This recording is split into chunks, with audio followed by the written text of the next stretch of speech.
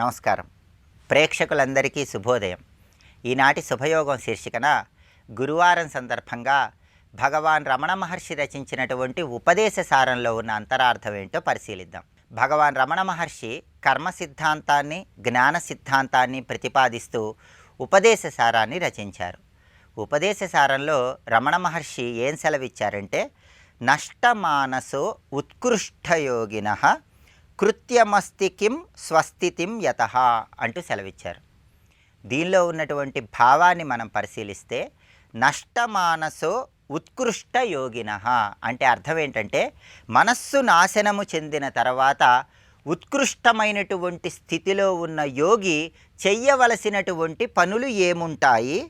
కృత్యమస్తి కిం స్వస్థితిం యతః అంటే స్వస్థితి చేరుకున్న తర్వాత ఆ యోగి చేయవలసినటువంటి పనులు ఏముంటాయి అని ఇక్కడ మనకు సెలవిస్తున్నారు. అంటే దీనిలో ఉన్న అంతరార్థం ఏంటంటే, ఎవరైనా సరే భగవంతుణ్ణి చేరుకోవటానికి, ఆత్మసాక్షాత్కారం పొందటానికి ప్రధానంగా 4 మార్గాలు ఉంటాయి.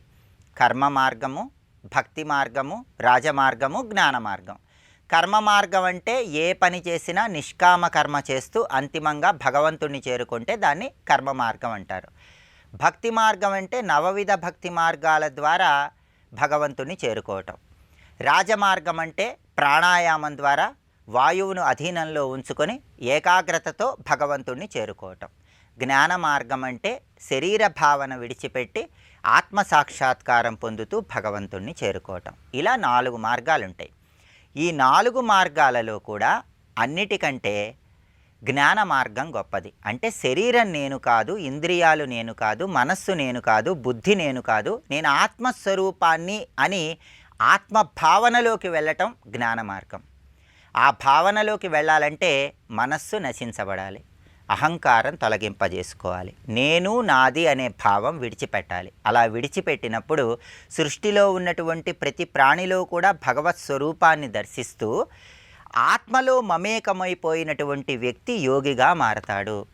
అలాంటి యోగి ఏ పనులు చెయ్యవలసిన అవసరం లేదని, అది భగవద్ దర్శనానికి సంబంధించినటువంటి అంతిమ విషయమని రమణ మహర్షి ఇక్కడ సెలవిస్తున్నారు.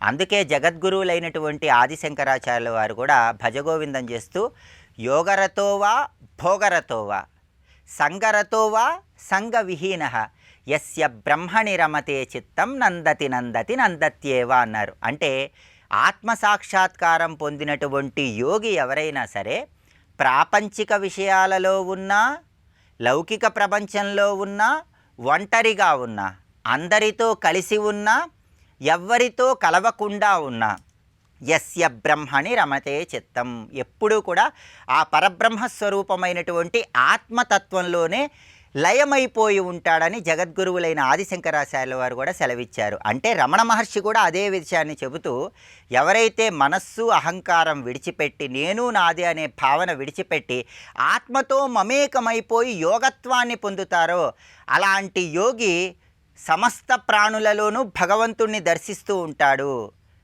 అలాంటి యోగి చెయ్యవలసిన పనులేవీ లేవు, ఎప్పుడూ ఆ శాశ్వతమైన ఆనందంలోనే ఉంటాడని చెప్పటమే ఈ శ్లోకంలో ఉన్న అంతరార్థం. కాబట్టి మానవ జీవన పరమార్థమైనటువంటి ఆత్మసాక్షాత్కారం పొందినటువంటి యోగి భగవద్ దర్శనాన్ని పొందుతాడు. అలాంటి యోగికి అన్నపానాలతో పని లేదు, బాహ్య ప్రపంచంతో పని లేదు, ఎప్పుడూ ఆత్మానందంలోనే ఉంటూ ఏ పని చేసినా కూడా ఆ ఆత్మానందంలోనే ఉంటాడని చెప్పడమే ఇక్కడ ఉన్నటువంటి అంతరార్థం. రేపటి శుభయోగం శీర్షికన హనుమద్వ్రతం సందర్భంగా ఆంజనేయ స్వామిని ఏ విధంగా పూజిస్తే విశేషమైన శుభ ఫలితాలు సిద్ధింపజేసుకోవచ్చో పరిశీలిద్దాం. నమస్కారం.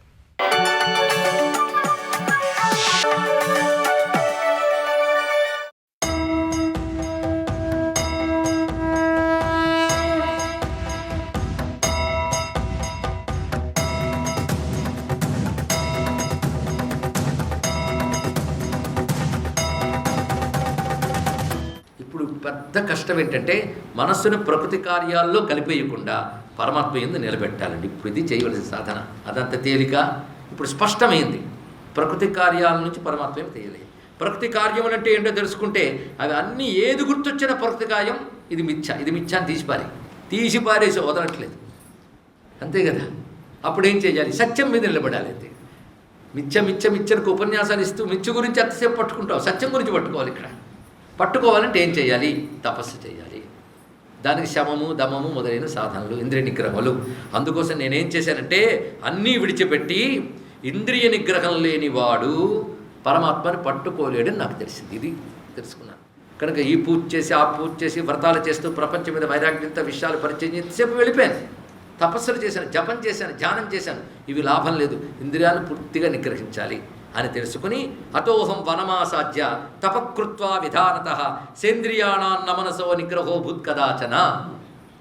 అలా ఇంద్రియాలను నిగ్రహించాను. నా మనస ఇంద్రియాలను నిగ్రహించాలని అంటే ఏదైనా విషయం మీద ప్రీతి కలుగుతున్నా ఇంద్రియ నిగ్రహం కదా అని తినడు, ఏదో విషయం ఆకర్షిస్తున్నా ఇంద్రియ నిగ్రహం కదా అని చూడ్డు.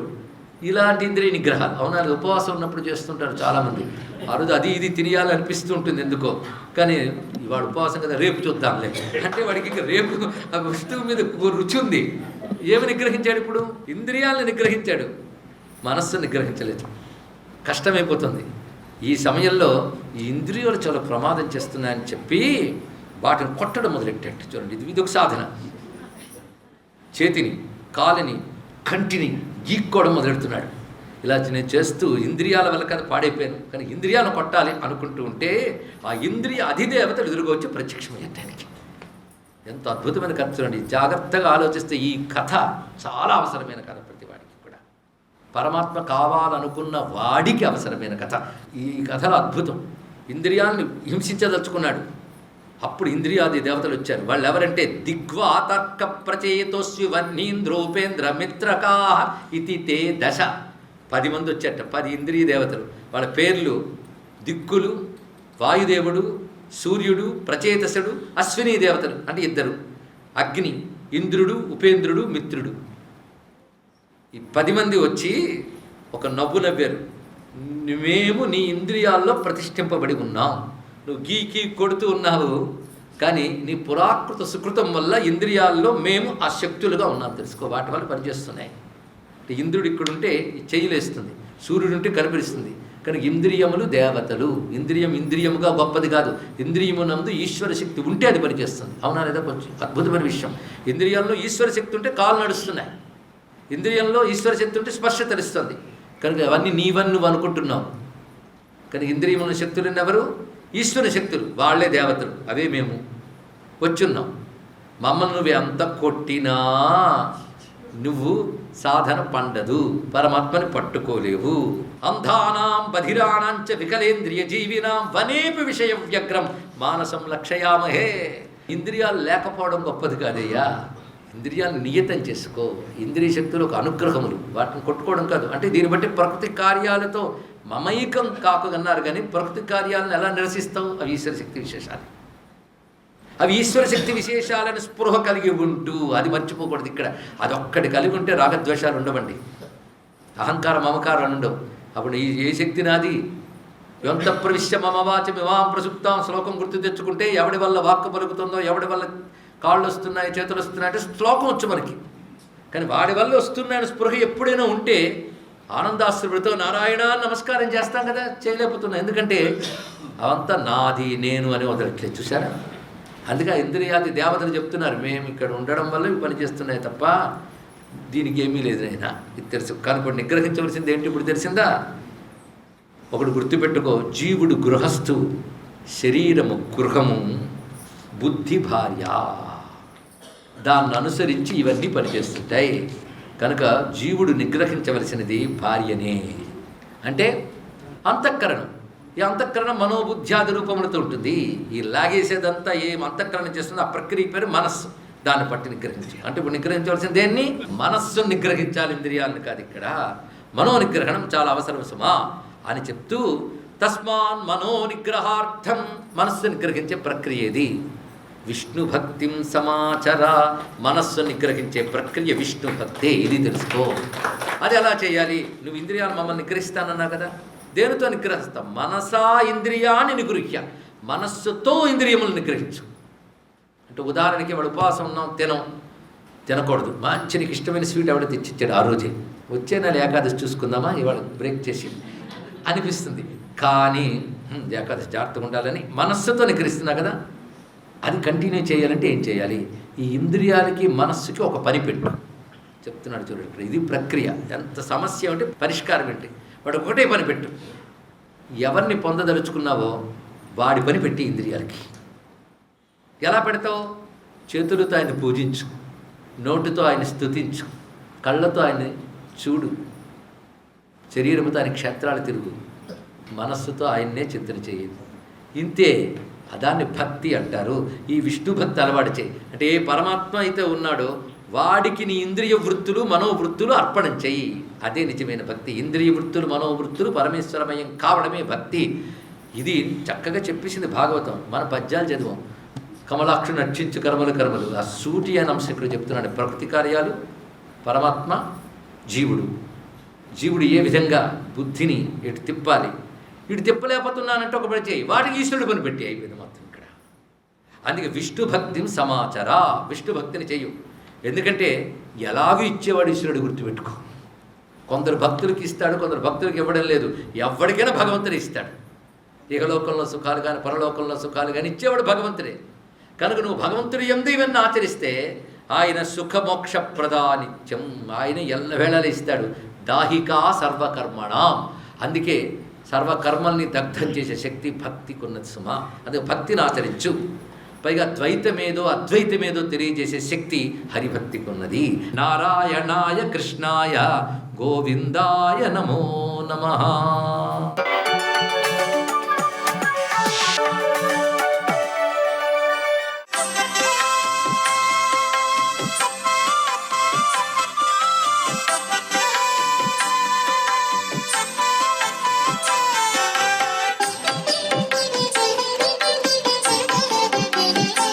ఓం నమో నారాయణాయ. ఓం నమశివాయ. శ్రీమాత్రే నమః. గురుతత్వం అనేటువంటిది విశిష్టవంతమైనటువంటి ప్రభావాన్ని ఇవ్వటమే కాదు, కర్మ విధ్వంసానికి కూడా ఉపయోగపడుతుంది. జన్మాంతరాల కర్మల నుంచి బయటపడటానికి గురుసేవ అద్వితీయంగా పనిచేస్తుంది అని చెప్పేసి శాస్త్రం. అందుకనే సహజసిద్ధంగా గురుతత్వంలో దాగి ఉన్నటువంటి పరమాద్భుత తత్వాన్ని అర్థం చేసుకోవడానికి ప్రతి ఒక్క దేవాలయాల్లో కూడాను ఆ గురు పాదుకలు అనేటువంటివి తప్పనిసరిగా మనకు కనిపిస్తున్నాయి. షిర్డీ సాయిబాబా ఆలయానికి వెళ్ళినప్పుడు అక్కడ ఉన్నటువంటి ధుని ప్రభావం అత్యంత కీలకవంతమైన ప్రభావాన్ని ఇస్తుంది. ఆ ధుని దగ్గరకు వెళ్ళి మనం ఎండిపోయినటువంటి కొబ్బరి బోండం తీసుకొని దానికి ఆవు నెయ్యి రాసి నవధాన్యాలతో కూడి 5 సాంబ్రాణి కడ్డీలు కూడా తీసుకొని ఒక ముద్ద కర్పూరాన్ని తీసుకొని ఒక చిన్న ఆకులో పెట్టుకొని ఆ ధుని చుట్టూతా కూడా ప్రదక్షిణం చేస్తూ కర్మ విధ్వంసనే నమః అనే శ్లోకాన్ని చదువుకుంటూ 11 సార్లు ప్రదక్షిణం చేసిన పెదప 11వ ప్రదక్షిణ ముగిసిన తర్వాత అకర్మ అనేక కర్మ సుకర్మనే నమః అని చెప్పేసి 11 సార్లు మనసులో తలుదుకొని ధునిలో గనక వేసి నమస్కారం గనక చేసినట్లయితే మన్ని పట్టి పీడిస్తున్నటువంటి కర్మ విధ్వంసనం చేస్తారు గురుదేవులు. గురు మహారాజ్ అంట వెనకాల ఉన్న అద్వితీయమైనటువంటి లక్షణం అది. ఎవరినైతే అనుక్షణం కూడాను కర్మ పట్టి పీడిస్తూ ఉందో ఆ కర్మ విధ్వంసనం చేసి జీవితం సుగమమయం చేయటానికి ఈ ప్రక్రియ అద్వితీయంగా పనిచేస్తుంది సుమా అని చెప్పేసి మనకి గురుతత్వంలో దాగిన మహోన్నతమైనటువంటి లక్షణాన్ని గురించి వివరించడం జరిగింది. అట్లాగే దక్షిణామూర్తి ఆలయాన్ని సందర్శించినప్పుడు గురుగ్రహ రీత్యా సంభవించేటువంటి ఉపద్రవాలు, అంటే గురువు సరిగా కనుక లేకపోతే దేనిలో కూడా రాణించలేడు కదా. విద్యలో రాణించలేడు విద్యార్థి. ఏదైనా వాక్శుద్ధితో జీవితం గడిపే వాళ్ళు కూడాను గురువు గనక నీచస్థితి పొందినప్పుడు వాక్శుద్ధి రాదు. అటువంటి వాళ్ళు దక్షిణామూర్తి ఆలయంలో గనక గురుహోమం అనేటువంటిది గురువారం నాడు గనక నిర్వహించినట్లయితే, చక్కగా చేసుకున్నట్లయితే హోమాన్ని తప్పనిసరిగా గురుదేవుల యొక్క అనుగ్రహంతో పాటుగా గురుగ్రహము యొక్క దివ్యవంతమైనటువంటి ప్రభావం ఆ వ్యక్తి జీవితంలో పడసూపుతుంది. సర్వే జనా సుఖినో భవంతు.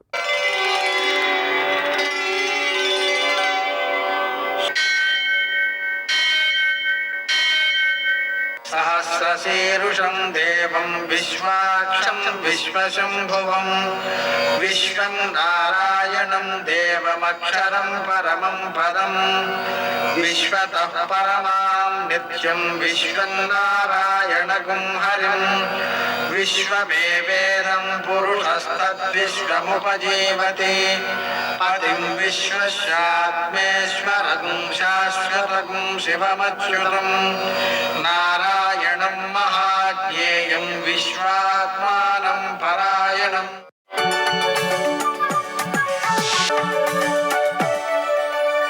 సూర్యశౌర్యమథేందురింద్రపదవీ సన్మంగళం మంగళం. నమస్తే భగవన్ దేవ దత్తాత్రేయ జగత్ప్రభో సర్వబాధ ప్రశమనం కురు శాంతిం ప్రయచ్చమే. నేటి కాలమాన విశేషాలను గమనిద్దాం. స్వస్తి శ్రీ చాంద్రమాన క్రోధినామ సంవత్సరం దక్షిణాయనం హేమంత ఋతువు మార్గశిర మాసం శుక్లపక్షం గురువారం. సూర్యోదయం 6:40 సూర్యాస్తమయం 5:39. తిథి ద్వాదశి రాత్రి 10:25 వరకు. నక్షత్రం అశ్విని ఉదయం 9:51 వరకు. వర్జం శేషవర్జంగా మిగిలింది ఉదయం 7:38 వరకు. మరల సాయంకాలం 6:35 నుంచి 8:06 వరకు. దుర్ముహూర్తం ఉదయం 10:20 నుంచి 11:04 వరకు. మరల మధ్యాహ్నం 2:43 నుంచి 3:27 వరకు. అమృతకాలం రాత్రి 3:26 నుంచి 4:53 వరకు. రాహుకాలం గురువారం కాబట్టి మధ్యాహ్నం 1:30 నుంచి 3 గంటల వరకు. అష్టకవర్గు రీత్యా శుభప్రదమైన సమయం ఉదయం 11:40. నేటి విశేషం మత్స్యద్వాదశి. మత్స్యావతార పూజ చేసుకోవాలి. దాని ద్వారా విద్యార్థులలో జ్ఞాన వృద్ధి కలుగుతుంది. పెద్దలలో కూడా ఆధ్యాత్మిక జ్ఞాన వృద్ధి కలుగుతుంది. వాసుదేవ ద్వాదశి. వాసుదేవుణ్ణి పూజ చేసుకోవడం ద్వారా విశేషమైన సత్ఫలితాలు సిద్ధిస్తాయి. తులసి దళాలతో వాసుదేవుణ్ణి పూజ చేసుకోవడం ఉత్తమ ఫలితాన్ని ఇస్తుంది. రుక్మాంగద ద్వాదశి కావడం వల్ల రుక్మాంగద చరిత్ర చదువుకోవడం వినడం ఉత్తమ ఫలితాలను అందజేస్తుంది. ఈరోజు ప్రదోషం కూడా ఉంది. సాయంకాలం సూర్యాస్తమయం నుంచి 1:12 సమయంలో కేజీంపావు శనగలతో దక్షిణామూర్తికి పూజ చేసి వాటిని ఆవులకు పెట్టడం ద్వారా విశేషమైన సత్ఫలితం సిద్ధిస్తుంది. అసలు మామూలుగానే శనగలు దానం చేస్తే సర్వపాపక్షయం అని చెప్పారు. శనగలు దానం చేసేవాడు చెప్పేటువంటి మంత్రం ఏమిటి అంటే పురా గోవర్ధనోద్ధార సమయే కృష్ణభక్షితో. పూర్వకాలం గోవర్ధన పర్వతాన్ని కృష్ణుడు ఎత్తిన సమయంలో ఆ 7 రోజులు శనగలే తిన్నట్టండి. అందుకని అవి శనగా సర్వపాపఘ్న. శనగలు అన్ని పాపాలని తొలగించేటువంటి లక్షణము కలిగినవి. అందుకని వాటిని దానం చేయడం అనేటువంటి చాలా మంచిది. కాబట్టి ఆవులో సకల దేవతలు ఉంటారు కాబట్టి ఈ పూజ చేసినటువంటి పదార్థాన్ని శనగల్ని మనం చండీశ్వరునికి నమస్కారం చేసి ఆయన యొక్క అనుమతి తీసుకుని ఆ శనగల్ని తీసుకెళ్ళి ఆవుకు పెట్టినట్లయితే అది సకల దేవతలకు దానం చేసినటువంటి ఫలితం వస్తుంది. అసలు మామూలుగానే గోగ్రాసం ఇవ్వడం ద్వారా ప్రతిరోజు గ్రహదోషాలన్నిటినీ కూడా మనం జయించగలుగుతాం. మరో విశేషం అఖండ ద్వాదశి. ఈ రోజున మనం కొంచెం సమయాన్ని కూడా ఇతర కార్యాలకి వాడకుండా 24 గంటలు వాసుదేవ వాసుదేవ వాసుదేవ అనేటువంటి నామాన్ని జపిస్తూ కానీ, లేకపోతే మోక్షమిచ్చే జనార్దనాథ్ అని చెప్పారు కాబట్టి మోక్షందే జనార్దన అనే నామాన్ని ఉచ్చరిస్తూ కానీ తులసి దళాలతో 24 గంటలు పూజ చేసినట్లయితే విశేషమైన సత్ఫలితం సిద్ధిస్తుంది. ఒకలా చెప్పాలంటే ఆధ్యాత్మికంగా మంచి ఔన్నత్యం కలుగుతుంది. నేటి ఆణిముత్యాలు.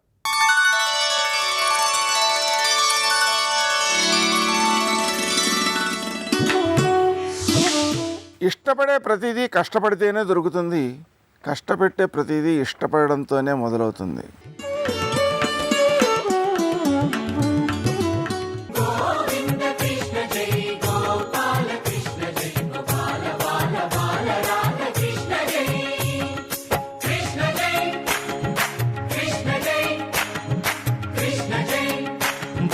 కృష్ణ జై. ఋత్విక్కులు ఈ నలుగురు కలిసి వేదమంత్రాలతో పిలుస్తారు. అన్నం పెట్టడం యజమాని పెడతాడు, యజమాని బయట వేరే ఉంటాడు. వీళ్ళ నలుగురు మంత్రభాగం చెప్తారు. కానీ సత్రయాగంలో అలా ఉండదు. ఎవరు మంత్రభాగం చేస్తున్నారో ఆ నలుగురే యజమానులుగా ఉంటారు.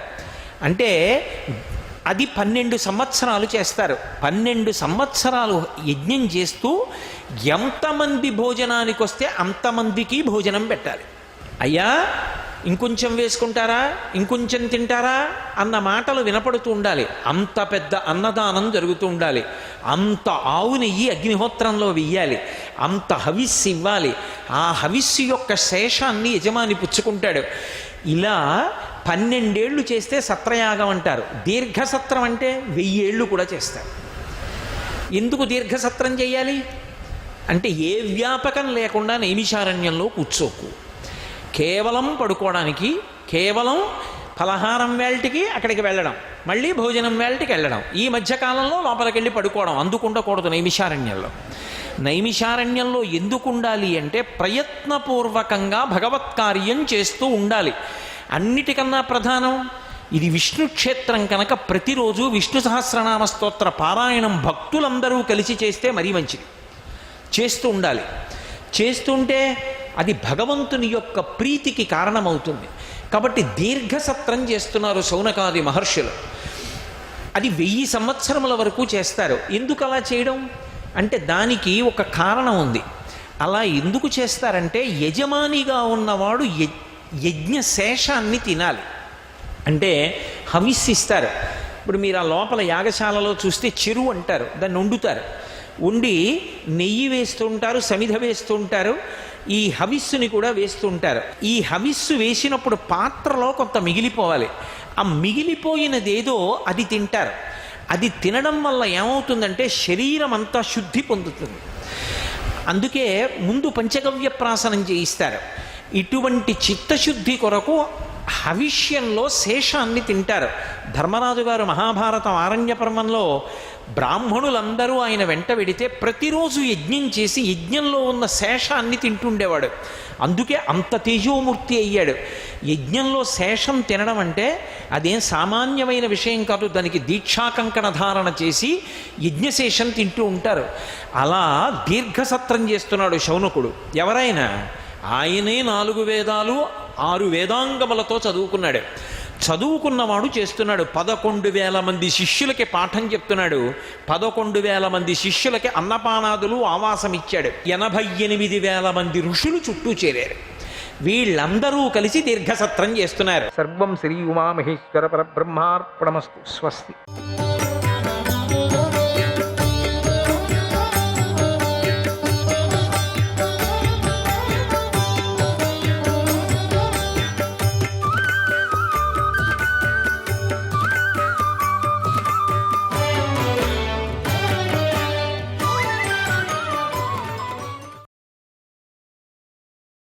నువ్వు ఇతరులకు లోపడి అశుభ కర్మ చేశావు కనుక నువ్వు కూడా కారణమే అవుతావు. నువ్వు అపరాధమే అవుతావు, అపరాధం చేసినట్టు అవుతావు. ఇందులో నీ తప్పు ఉంది. నీ తప్పు నీకు తెలియటం కోసమే ఒక చిన్న ఉదాహరణ చెబుతున్నాను విను. ఓ సర్పమా, కుమ్మరి కుండ చేస్తాడు కదా, అప్పుడు కుండకు కర్రం చక్రం మొదలైనవి కారణాలు అవుతాయి. అలాగే నువ్వు కూడా ఈ పనిలో కారణమై ఉన్నావు. నీ అంతటా నువ్వే నేను కారణమై ఉన్నానని చెప్పావు. సత్యం చెప్పావు కదా, మరి ఇక సందేహం లేదు, నువ్వు అపరాధివే కనుక నిన్ను చంపవచ్చు అన్నాడు. ఆ చర్చను పాము విని ఇలా అంది, ఓ పోయేవాడా, నేను చిన్న ఉదాహరణ చెబుతాను విను. కుండ చేసేటప్పుడు దండము చక్రం వంటివి అన్నీ అస్వతంత్రాలుగా ఉంటాయి. కుమ్మరి చెప్పినట్టుగా వింటాయి. ఎటు వంగమంటే అటుగా వంగుతాయి, ఎటు కదిలిస్తే అటు కదులుతాయి. కనుక వాటికి స్వేచ్ఛ లేదు. అలాగే నేను కూడా మృత్యువు చెప్పినట్టే నేను కదిలాను. కాబట్టి నాపై దోషాన్ని ఆరోపించుకు. ఒకవేళ నీ అభిప్రాయాన్ని అంగీకరించిన నీ వాదన ప్రకారం చూస్తే కూడా ఆ కర్రా చక్రం ఒకదానికొకటి ప్రయోజనాలే ఉన్నాయి కదా, ఒకదానిని ఇంకొకటి ప్రేరేపిస్తుంది. అందుచేత ఏది కారణమో ఏది కార్యమో నిర్ణయించలేం. ఈ పని చేయటానికి కారణం ఎవరు, పని చేసింది ఎవరు అని నిర్ణయించడం చాలా కష్టం. ఇది సందేహంలో కూడి ఉంటుంది. ఇప్పుడు ఇలాంటి పరిస్థితే ఉంది కనుక ఈ స్థితిలో ఉన్న నేను చేసిన పని తప్పు కాదని గ్రహించు. నేను నిరపరాధిని. ఒకవేళ నాలో గనక దోషమే ఉంటే అది అన్ని కారణాల మీద కలిసి ఉంది అని తెలుసుకోండి. అప్పుడు బోయవాడు ఇలా అన్నాడు, నీ మాటలు బాగున్నాయి, కానీ ఓ సర్పమా, నువ్వు ఎంత యుక్తిగా అయినా నేను ఈ పనికి కారణం కాదు, కర్తను కాదు అని చెప్పినా సరే, నా దృష్టిలో మాత్రం నువ్వే ఈ బాలుడు చావుకి కారణం. నా తీర్పు ప్రకారం నీకు మరణశిక్ష పడవలసిందే. నువ్వు ఎందుకు మరణశిక్షకు రాలవో చెబుతున్నాను విను. చెడ్డ పని చేసినా కూడా నీకు పాపం అంటదు. అంటే నీలాగా అపరాధం అంటే హత్య చేసిన ఇతరులు అంటే దొంగలు కూడా కారణం కాదు కదా. దొంగలు హత్య చేసినా హత్య చేయనట్లే లెక్క. హత్య వారు చేయలేదు కనుక వారిలో తప్పు లేదు అని అనవలసి వస్తుంది కదా. కనుక నీలో దోషం ఉంది అన్నాడు. అప్పుడు పాము ఇలా అంది, ఓ అర్జున, ప్రేరకుడు ఉన్నా లేకపోయినా చేసేవాడు కనుక లేకపోతే పని జరగదు. కనుక ఈ బాలుడు చనిపోయినందుకు నేను మృత్యువు సమానంగా బాధ్యతలమై ఉన్నాం. నా దృష్టిలో విశేషంగా మృత్యువు అపరాధి ఉన్నాడు. కుమ్మరివాడు కర్ర చక్రము అధికారులుగా అందరూ. అందుచేత దీనిని బట్టి బాలుడి మృతికి నన్ను కారణంగా భావించకు. మృత్యువే కారణం, మృత్యువే దోషి. ఒక నిజాన్ని గమనించు, ప్రాణి నాశనాన్ని చేసింది మృత్యువే కదా. ప్రాణి నాశనాన్ని చేసింది ఎవరు? మృత్యువే కదా. ఈ కోణంలో ఆలోచించు. నువ్వు ఆలోచించకుండా నన్ను కారణం చేయకు. ఓ పోయేవాడా, నీకు మరో ఉదాహరణ కూడా చెప్తున్నాను విను. ఋత్విక్కులు యజమాని పేరులో యజ్ఞంలో ఆహుతులను చేస్తూ ఉంటారు. అప్పుడు వారు ఆ ఫలితాన్ని పొందుతున్నారా? చెప్పు. పొందడం లేదు కదా. ఆ ఫలితం యజమానికే వస్తుంది. అలాగే ఇక్కడ లభించే ఫలప్రాప్తిలో నేను అంతే. నాకే ఫలం రాదు కనుక నేను శిక్షార్హులు రాలని కాదు నేను అంది. ఇలా పాముకు బోయవాడికి మధ్య చక్కని కారణాలతో, చక్కని ఉదాహరణలతో చర్చ అద్భుతంగా సాగుతుంది. అప్పుడు అక్కడికి మృత్యు వచ్చేసింది. పాముతో ఇలా నిజం చెప్పింది, ఓ సర్పమా, నువ్వు చెప్పింది సత్యం. నేనే నిన్ను ప్రేరేపించాను. అయితే మీ అందరికీ తెలియని మరొక సత్యం చెబుతున్నాను వినండి. నేను కూడా స్వతంత్రురాలిని కాదు. నా పైన మరొకటి ఉంది, అదే కాలం. కాలానికి లోపడే నేను ఈ పని చేశాను. కాలం చెప్పినట్లుగా నిన్ను ప్రేరేపించాను. కనుక ఈ బాలుడు చావటానికి నువ్వు నేను కారణం కాదు. దీనికి ఒక చిన్న ఉదాహరణ చెబుతున్నాను వినండి. గాలి మేఘాలను అటు ఇటు చెదరగొడుతుంది. అలాగే నేను కూడా ఆ మేఘాలలాగా కాలానికి లోబడి ఉండి అటు ఇటు కదిలించుకుపడుతున్నాను. సాత్విక రాజసాశ్చైవ, సాత్విక రాజసాశ్చైవ తామసాయే చ కేచన, తామసాయే చ కేచన భావాక కాలాత్మకాక సర్వే, భావాక కాలాత్మకాక సర్వే ప్రవర్తంతేహ జంతుషు, ప్రవర్తంతేహ జంతుషు. సాత్విక రాజస తామస భావాలు ఎన్ని ఉన్నా అవన్నీ కాలస్వరూపాలే అయి ఉన్నాయి. అవి కాల ప్రేరణతోనే ప్రాణుల్లో ప్రవేశిస్తున్నాయి. కనుక ఓ సర్పమా, భూలోకంలో కానీ స్వర్గలోకంలో కానీ స్థావర జంగమాత్మక ప్రాణులన్నీ కాలస్వరూపాలే అయి ఉన్నాయి. ఈ విశ్వమంతా కాలస్వరూపమే అయి ఉంది. అలాగే ఈ లోకంలోని ప్రవృత్తులైన నివృత్తులైన అన్ని కాల వికారాలే అయి ఉన్నాయి. కనుక సర్వము కాలస్వరూపమే. ఓ సర్పమా, సూర్యుడు, చంద్రుడు, విష్ణువు, జలం, వాయువు, ఇంద్రుడు, అగ్ని, ఆకాశం, నేల, మిత్రుడు, మేఘం, పర్జనుడు, వసువులు, అదితి, నదులు, సముద్రాలు, భావం, ఉనికి, అభావం అంటే లేకపోవటం అన్నీ కాలం చేతనే సృష్టించబడుతూ ఉంటాయి, మళ్ళీ సంహరించబడుతూ ఉంటాయి. ఇది ఇలా జరుగుతూనే ఉంటుంది. ఓ సర్పమా, ఈ విషయం నీకు తెలుసు కదా, మరి నిన్ను అపరాధిని ఎందుకు చేస్తున్నావు? తప్పు చేశానని ఎందుకంటున్నావు? అయినా కూడా నన్ను దోషిగా నువ్వు భావిస్తే నువ్వు కూడా దోషివే అవుతావంది. ఆ మృత్యువు మాటలను విని పాము ఇలా అంది, ఓ మృత్యువా, నేను నిన్ను దోషిని అనటం లేదు, అలాగే నిర్దోషినని కూడా అనటం లేదు. నువ్వు నన్ను ప్రేరేపించావు, అవి మాత్రమే అంటున్నాను. ఈ విషయంలో కాలమే దోషి కావచ్చు, లేదా కాకపోవచ్చు. కాలానిది తప్పు కావచ్చు, కాకపోవచ్చు. కనుక నాలోని దోషాన్ని పరీక్షించకూడదు. పరీక్షించే అధికారం మనకు లేదు. ప్రస్తుతం ఇప్పుడు నా మీద పడ్డ ఈ ఆరోపణను ఏదో ఒక విధంగా తొలగించుకోవాలి. అదే నా పని అయి ఉంది. ఊరూరికి ఇద్దరు చేరుకొని కాలం కాలం అంటున్నారు. నాదేం కాదు ఇది, ఇందులో మృత్యువే దోషి అని చెప్పటం మాత్రం నా ఉద్దేశం కాదు అంది. తర్వాత పాము బోయవాడైన అర్జునుడితో ఇలా అంది, ఓ బోయవాడా, మా చర్చంతా విన్నావు కదా, మరి ఇప్పుడు చెప్పు, మేము తప్పు చేశామా చేయలేదా? మేము దోషులమా నిర్దోషులమా?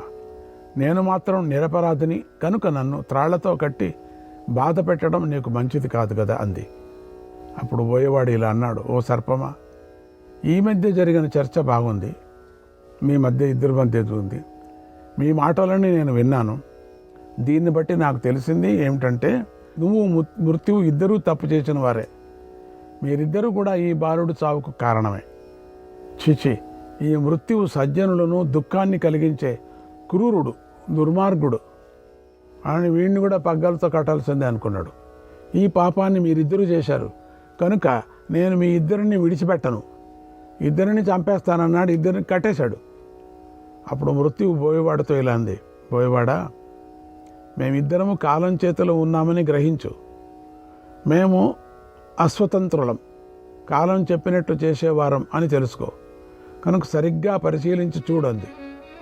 అప్పుడు బోయవాడు, ఓ మృత్యువా, ఓ సర్పమా, సరే మీ దృష్టిలోనే ఆలోచన చెప్తున్నాను వినండి.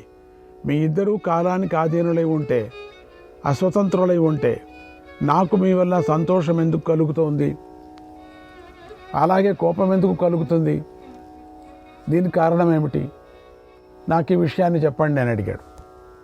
అప్పుడు మృత్యువు ఇలా అంది, యాకాచిదేవ చేష్టా స్యాత్, యాకాచిదేవ చేష్టా స్యాత్ సర్వకాల ప్రచోదిత, సర్వకాల ప్రచోదిత పూర్వమేవైతదుక్తం హి, పూర్వమేవైతదుక్తం హి మయా లుబ్ధక కాలతః, మయా లుబ్ధక కాలతః.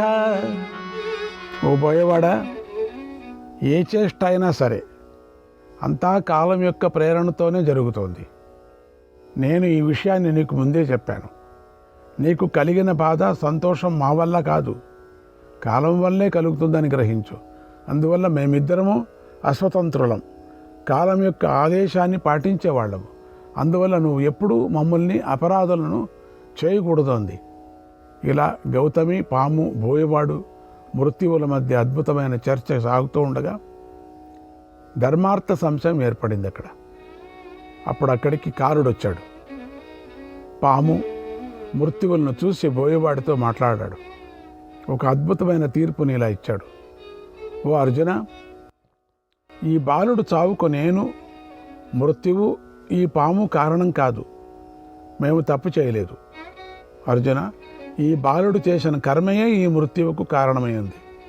అంతేగాని ఈతడి మరణానికి ఎవరూ కారణం కాదు. ఇంకా స్పష్టంగా చెబుతున్నాను విను. యదనేన కృతం కర్మ, యదనేన కృతం కర్మ తేనాయం నిధనం గతగ, తేనాయం నిధనం గతగ వినాశహేతు కర్మాస్య, వినాశహేతు కర్మాస్య సర్వే కర్మవశ వయం, సర్వే కర్మవశ వయం. ఈ బాలుడు చేసిన కర్మ వల్ల మరణించాడు. ఇతడు చేసిన పనే ఇతడికి వినాశానికి కారణమైంది. మేమందరము కర్మకు ఆధీనమై ఉన్నాం, అంతే. కర్మకు వశలమై ఉన్నామంతే. లోకంలోని అంతటికీ కర్మయే దాయాది. పుత్రులు పౌత్రులాగా అనుసరిస్తుంది కనుక కర్మయే సుఖదుఖాలకు కారణం. కర్మలే లోకంలో ఒకరికొకరు ప్రేరేపిస్తాయి. మా పరిస్థితి కూడా అదే. కర్మచేతనే మేము ప్రేరేపించబడ్డాం. నేను ఒక ఉదాహరణను చెబుతున్నాను విను. కర్త మట్టి ముద్ద నుండి తనకు ఇష్టమైన రూపాన్ని తయారు చేసుకుంటాడు. అలాగే మానవుడు తాను చేసిన కర్మలను అనుసరించి ఫలితాలను అన్నిటినీ పొందుతాడు. సుఖదుఖాలు పొందటానికే కర్మే కారణం. యథా ఛాయ తపో నిత్యం, యథా ఛాయ తపో నిత్యం, సుసంబంధౌ నిరంతరం, తథా కర్మ చ కర్తా చ, తథా కర్మ చ కర్తా చ, సంబద్ధాత్మకర్మభిః, సంబద్ధాత్మకర్మభిః. నిత్యము నిరంతరంగా ఎండ నీడ కలిసి ఉన్నట్టుగా కర్మ కర్త కూడా ఆయా కర్మలకు అనుగుణంగా కలిసే ఉంటారు. ఇది సత్యం. కనుక ఈ బాలుడు చావుకు నేను కానీ, మృత్యువు కానీ, సర్పం కానీ, నువ్వు కానీ, ఈ వృద్ధ బ్రాహ్మణి కానీ కారణం కాదు. ఈ బాలుడు యొక్క కర్మే అతడి మరణానికి కారణమై ఉంది, తెలుసుకో అన్నాడు. అప్పుడు గౌతమి కారుడి ఉపదేశాన్ని ఇలా అర్థం చేసుకుంది. స్వకర్మ ప్రత్యయాన్ లోకాన్, స్వకర్మ ప్రత్యయాన్ లోకాన్ మత్వార్జనక మబ్రవీత్, మత్వార్జునక మబ్రవీత్. జనులు తాము చేసిన కర్మలను బట్టే ఫలితాలను పొందుతారు. మంచి కర్మ చేస్తే మంచి ఫలితం, చెడు కర్మ చేస్తే చెడు ఫలితం లభిస్తుంది. గౌతమి బోయవాడైన అర్జునుడిని చూసి ఇలా అంది. నాయనా, ఇంతమంది బోధించిన చక్కని ఉపదేశమంతా విన్నావు కదా, కనుక సత్యం తెలుసుకో. నా పుత్రుడి చావుకు కాలుడి కానీ, సర్పం కానీ, మృత్యువు కానీ ఇక్కడ కారణం కాదు. నా పుత్రుడు తన కర్మ వలనే కాలుడి ద్వారా చనిపోయాడు. ఓ అర్జున, నేను కూడా నా పుత్రుడి మరణానికి కారణమైన కర్మ చేసే ఉంటాను. కనుక ఇందులో నా తప్పు కూడా ఉంటుంది కదా. నేను అపరాధనే కదా. ఆలోచించు. కాలుడిని మృత్యువును వారి స్థానాలను పంపించు, వాళ్ళ స్థానాలకి. పామును విడిచిపెట్టండి. వృద్ధురాలైన గౌతమి మాటలు విని బోయవాడైన అర్జునుడు ఆలోచించాడు. తాను చేసుకున్న కర్మయే అన్నిటికీ కారణం. కర్మతోనే అందరూ ప్రేరేపించబడుతున్నారు, కర్మతోనే ఫలాలను అందుకుంటున్నారు అని గ్రహించాడు. తర్వాత మృత్యువు, కాలుడు, సర్పం వెళ్ళిపోయారు. బోయవాడు, గౌతమి ఇద్దరూ బాలుడి విషయంలో గల సందేహాన్ని విడిచిపెట్టారు. ఓ ధర్మరాజా, ఇది కథ. దీన్ని విన్నావు కదా. దీన్ని బట్టి విషయం గ్రహించు, శాంతించు. అంటే వాళ్ళ కర్మకే వాళ్ళ గతిని అనుసరిస్తారు అని తెలుస్తుంది. దీంట్లో ఎవరిది తప్పులేదు, కారణమైందంతే. అందరూ కారణీకులైపోయారు. కానీ దీంట్లో ముఖ్యమైనటువంటి కారణం ఎవరు అంటే కర్మ, వాళ్ళు చేసుకున్న కర్మ. రాజా, ఇక శోకించకు. అందరూ తమ తమ కర్మ ఫలాలకు లభించే తగిన లోకాలే వెళతారు. నువ్వు ఏ పని చేయలేదు, దుర్యోధనుడు ఏమీ చేయలేడు. ఇదంతా కాలకృతం. తాము చేసుకున్న కర్మలకు తగినట్లుగా ఫలాన్ని పొందారు. రాజులందరూ కాలుడి చేతనే, తాము చేసుకున్న కర్మల చేతనే చంపబడ్డారు అని గ్రహించు అన్నాడు. ఇలా భీష్మ పితామహుడు చేసిన అద్భుతమైన బోధన విని ధర్మవేత్త అయిన ధర్మరాజు చింతను విడిచిపెట్టాడు. భీష్ముడిని మళ్ళీ ఇలా అడిగాడు. శ్రీకృష్ణాయ పరమాత్మనే నమః. 2వ అధ్యాయం. దీన్ని సుదర్శనోపాఖ్యానం అంటారు. ధర్మరాజు ఇలా అన్నాడు. ఓ పితామహ, మహాప్రాజ్ఞ, నేను కూడా ఈ గొప్ప కథను విన్నాను. నువ్వు చెబుతూ ఉంటే ధర్మార్థ విషయాలను ఇంకా వినాలనే ఆసక్తి కలుగుతోంది. కనుక నాకింకా మంచి విషయాలను చెప్పండి. ఓ పితామహ, ఏ గృహస్థుడైనా ధర్మాన్ని ఆశ్రయించి మృత్యువును ఓడించాడా? అసలు అలాంటి వాడెవడైనా ఉన్నాడా? అంటే అతడి గురించి నాకు యథాతథంగా చెప్పు అని అడిగాడు. అప్పుడు భీష్ముడు ఇలా చెప్తున్నాడు. ఓ ధర్మరాజా, నీకు మంచి సందేహం కలిగింది. నీ ఈ సందేహానికి సంబంధించిన ఒక పురాతన కథ ఉంది. దాన్ని నేను నీకు చెబుతాను విను. ధర్మరాజా, మను ప్రజాపతికి ఇక్ష్వాకుడు అనేటువంటి ఒక కొడుకున్నాడు. అతడికి 100 మంది కొడుకులు. వారిలో 10వ కొడుకు పేరు దశాశ్వుడు. ఆ దశాశ్వుడు ధర్మాత్ముడు, సత్యవిక్రముడు. అతడు మహిష్మతి పురానికి రాజుగా ఉండేవాడు, చక్కగా పాలిస్తూ ఉండేవాడు. అతడికి ఒక కొడుకు ఉండేవాడు. అతడు పరమ ధార్మికుడు. అతడి మనస్సు ఎప్పుడూ సత్యం, తపస్సు, దాతృత్వం పైనే లగ్నమై ఉండేది. అందుచేత ఆ రాజు ఈ భూమిలో మాద్రాశ్వుడు అనే పేరుతో ప్రఖ్యాతి చెందాడు. ఈ మాద్రాశ్వుడికి ధనుర్వేదం, వేదాధ్యయనం అంటే ఎంతో ఆసక్తి. అతడి పుత్రుడే ద్యుతిమంతుడు. ఆ ద్యుతిమంతుడు గొప్ప అదృష్టవంతుడు, మహా తేజస్వి, మహాధైర్యశాలి, మహాబలశాలి. అతడికి ఒక పుత్రుడు పుట్టాడు. అతడి పేరు సువీరుడు. పేరుకు తగ్గట్టుగానే అతడు మంచి వీరుడు అనేటువంటి పేరుతోనే అన్ని లోకాలను ప్రసిద్ధికెక్కాడు. అతడు పరమధార్మికుడు, పరమ ఇంద్రుడిలాగా ధర్మాత్ముడు, ధన సంపన్నుడు అయి ఉన్నాడు. ఆ సువీరుడి కొడుకు దుర్జయుడు. అతడు కూడా తన పేరుకు తగ్గట్టుగానే అన్ని యుద్ధాల్లోనూ ఇతరులకు జయించరాని వాడే ఉన్నాడు. ఈ మామూలుగా ఈ కథల్లో మనకు ముత్తాత పేరు, తాత పేరు, నాన్న పేరు, కొడుకు పేరు, తన కొడుకు పేరు, మనవుడి పేరు, మన ముద్దు మనవుడి పేరు చెప్తారు. కారణం ఏమిటంటే వాళ్ళ వంశ వృక్షం అటువంటిది.